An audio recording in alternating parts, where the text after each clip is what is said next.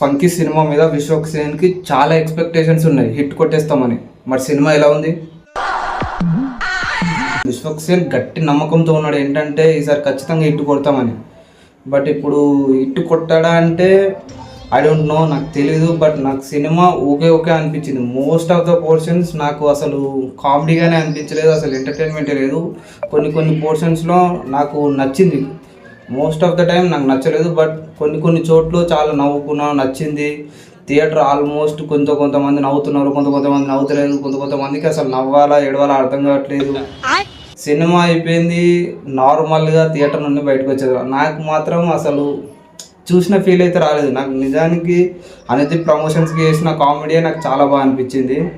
And Vishwak Sen okay, character కూడా బాగానే ఉంది. అండ్ కయాదు కూడా బాగా చేసింది, బ్యూటిఫుల్గా ఉంది. అండ్ హీరో పక్కన ఒక వ్యక్తి ఉంటాడు, అతని కామెడీ మాత్రం చాలా అంటే చాలా బాగుంది. అండ్ సినిమా ఓవరాల్ చెప్పాలంటే నాకు ఓకే అనిపించింది. ఒకసారి వెళ్ళి చూడండి, మీకు ఎలా అనిపిస్తుందో ఒకసారి ట్రై చేయండి.